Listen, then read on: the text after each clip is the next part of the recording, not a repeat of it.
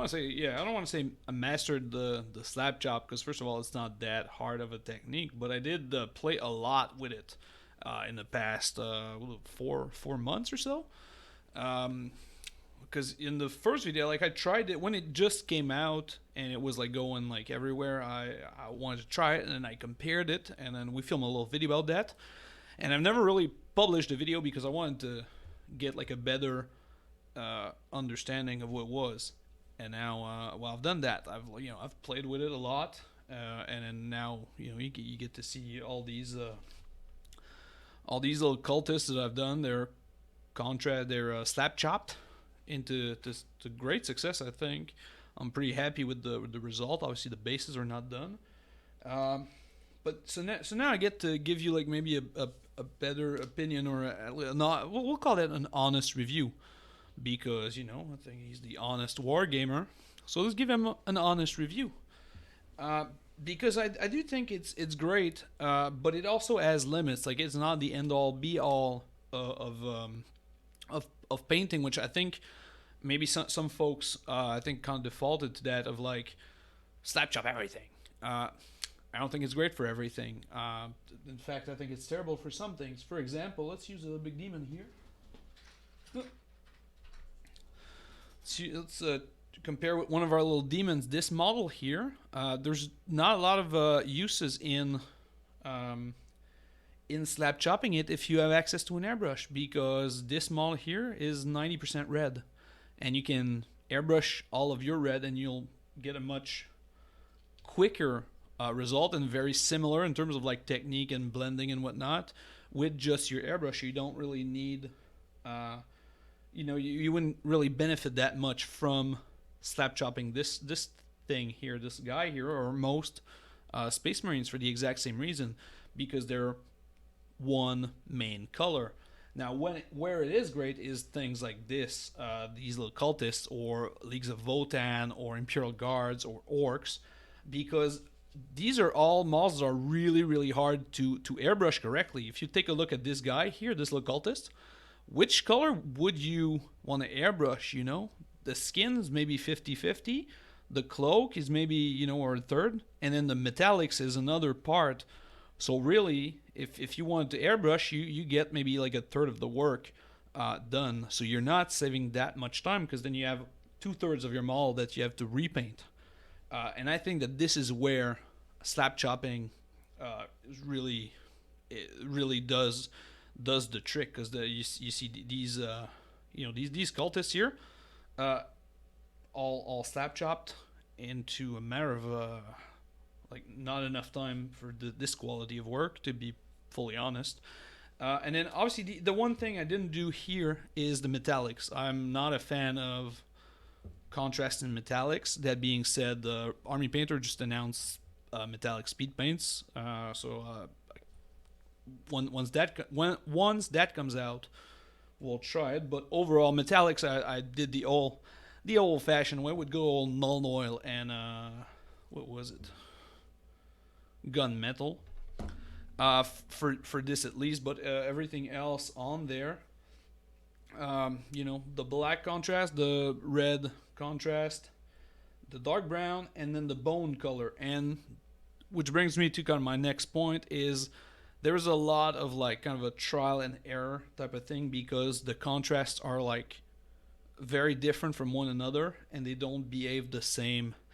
And I found that frustrating, especially on the which one, that guy here. He has like the little candles, and you can see the little candles. I think this one is Skeleton Horde, but Skeleton Horde is way too light for this, because or at least I would have to dry brush a lot more into the little candles if I wanted to get the scrolls correctly.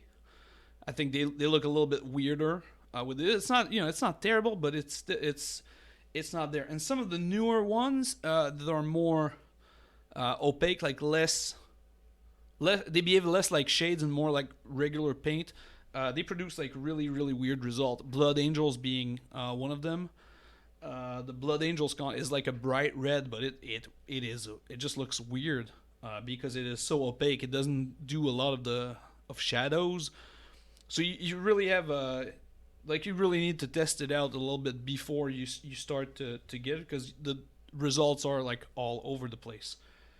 So that's kind of my biggest takeaway here, is you got to know what you're in for. So you really need to kind of test it out before you start going batshit crazy, and it's still like, what's $7 or $8 or whatever for a pot. So unless you get to try them for cheap at a store that maybe has like contrast open for you guys to use, or if you see some schmuck on the internet, that it's painting with contrast, and you go, hey, how's that one? Did you like that one? Um, this can be a little bit of a trial and error, but overall, I am very, very happy about the quality of this. Um, but I don't think it's the end all be all, and like definitely really cool for some projects, but I would definitely not like replace everything with it. And then what's next? At least for the next couple of things I want to try out with this is, first of all, colored metallics with this, with the slap chop technique, because I want to try to get the pearly kind of color. So black, dry brushing silver, dry brushing lighter silver, and then getting some other color mixed in there. I think you can get like a really cool units. Maybe I'll try it on Thousand Suns or something like that with the gold and adding the blue in there, or maybe the Corn Berserkers when they come out to get like a car colored red, like in the pearled color. I think that's gonna look sweet. So I want to try that out. And then the other thing that I didn't do for these guys is to do half hairbrush, and I did that in the first video, and it came out kind of okay because you get to save some more time. These ones I did straight black and then dry brush, but I really want to do I think black, airbrushing 2 tones of gray, and then just doing the last step with a dry brush is where I think you can even save much more time that way. So that's kind of the two next things I want to maybe play with, and then that probably be whenever I decide to buy some Astra Militarum, or in the coming I'll say weeks to be optimist, but months maybe, or depending on when you watch this video, maybe they're out now. But when we try the Leagues of Votan tutorials, because we're gonna get a bunch of those out soon. So I think Leagues of Votan is a great army to slap chop because they have a good mix of armor plates and cloth. So we get to try some other cool things. Instead of using black and gray, we get to use dark brown and bone to do it, which I think is going to give us like really great results. So that was kind of my honest review of the slap chop technique. Is it the end all be all of all things? No. Is it great? Yes. Again, I think for the amount of like time and effort I put into models like this, they have no business looking this good for this simple. Like anybody can do these model. It doesn't take skill and it doesn't take time, which makes it a really, really great technique.